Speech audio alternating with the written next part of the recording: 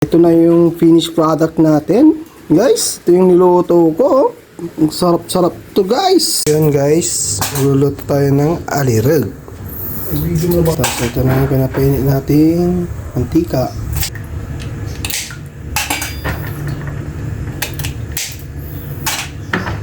Pinapainit pa natin yun guys. Kasi ilalagay na natin itong bawang. Tapos anuhin natin. Nung maluto yung bawang. Tapos sunod natin na sibuyas. At yun, nalagay na natin yung sibuyas.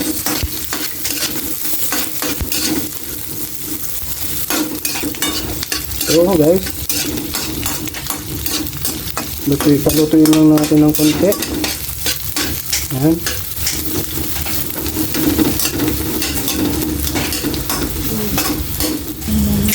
Tapos sunod natin itong luyang konti para hindi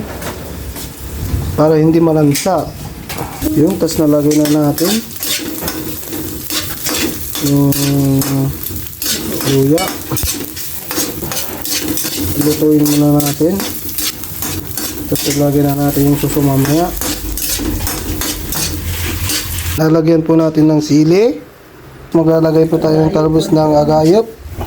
Ito, kung alam mo to. Gagawin po natin ginataang suso.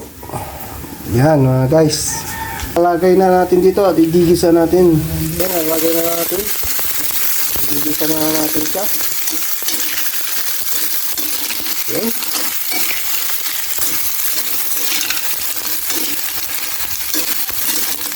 Ginataang suso.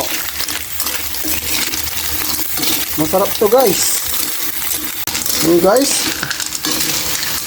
malapit na magisa. Kakat na lang natin guys mamaya. Cut na natin yung video mamaya guys pag malapit na maluto. Ready na natin yung gata para sa suso. Yan si mama ko. Siya na naguhugas ng... Mano yung inugas mo? Gulay. Anong gulay yan? Papaya. Papaya tapos? Agayop ato. Agayop. Nalagay na natin yung nutasan ni mama. Tiwal-tiwalang tining. Yan bali-bali. Yan ang kargami tinto. Ingredients kaya yun. Oh, di ba? Maglalagay tayo ng magic sarap. Baka naman magic sarap. Maglalagay po tayo ng magic sarap. Ganito. Baka naman magic sarap. Yan, ilalagay na natin. Okay.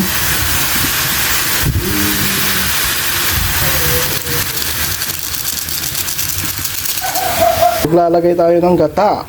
Lagay na natin yung sili at bulong ng dahon ng agayo. Yan. Tapan natin. Itong malapot na gata. Yan.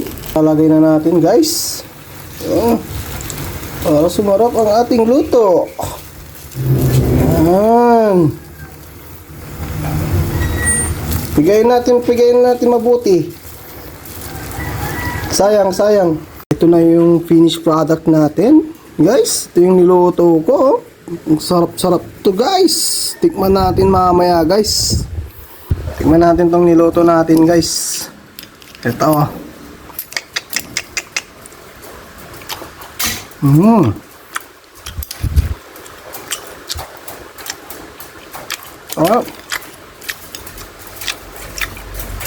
Yung suso.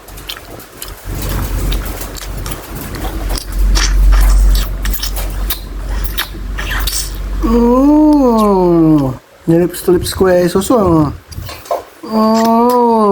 Sarap. Tingnan natin yung sabaw. Ito guys, sabaw.